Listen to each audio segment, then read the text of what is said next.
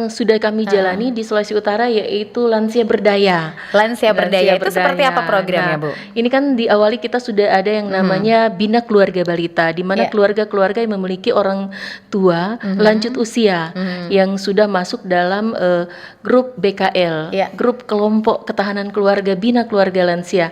Nah, itu kami sudah melakukan program yang namanya Lansia Tangguh, sehingga ada yang namanya sekolah lansia. Oh, ada sekolahnya juga gitu ya, betul. Bu ya. Bahkan sudah ada beberapa kabupaten kota yang sudah melakukan wisuda. Ada wisudanya benar. juga ya, Bu.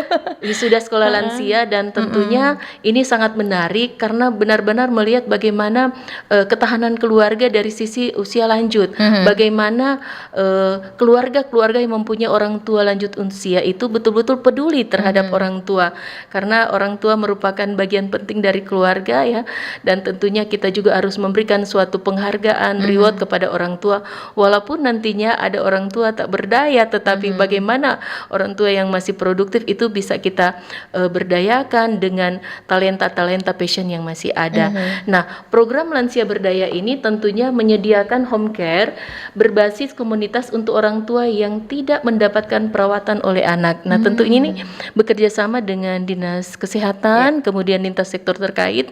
Kita juga follow up program-program ini, termasuk di dalamnya bantuan untuk lansia serta pelayanan kesehatan gratis di puskesmas ataupun rumah sakit yang istilahnya tanpa rujukan, langsung datang bisa mendapatkan fasilitas-fasilitas. Dan hal ini juga akan lebih bergerak lagi bagi layanan-layanan publik terkait dengan lansia. Ya, karena kan lansia berdaya ini tentunya masih banyak. Kalau kita lihat, kalau di Provinsi Sulawesi Utara itu banyak sekali di kabupaten kota lansia-lansia ini masih sehat, masih kuat.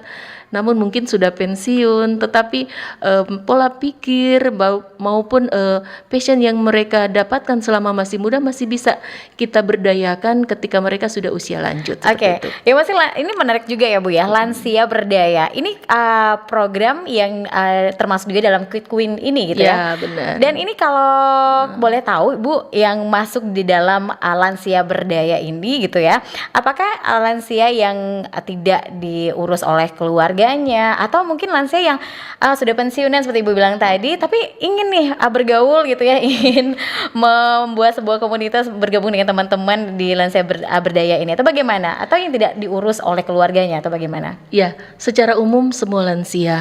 Tetapi juga akan lebih fokus ketika lansia-lansia yang mungkin tidak mendapatkan perawatan dari anak, perhatian dari anak. Jadi istilahnya secara betul itu yang menjadi prioritas, sehingga betul-betul kebermanfaatan Quick Win ini mengena tepat sasaran. Nah, namun di samping itu juga kita harus bersama-sama dengan lansia umumnya untuk melakukan gebrakan-gebrakan. Karena Sulawesi Utara ini lansianya cukup banyak ya, dan tentunya kita juga ya nantinya akan menjadi lanjut usia ya, akan menuju ke sana juga gitu ya, Bu. Ketika program Quick Win Lansia Berdaya ini sudah mendarah daging dalam budaya masyarakat Sulut, maka nantinya kita juga akan menerima dampak kelak ketika lansia ini harus diberdayakan. Kadangkala sudah pensiun atau sudah lepas dari pekerjaan, hanya di rumah ya mengurus cucu, ataupun ada juga yang mungkin berkegiatan hanya terbatas karena kesehatan atau perhatian keluarga, dalam hal ini anak, kurang karena kesibukan anak. Nah, itu yang menjadi prioritas kita juga.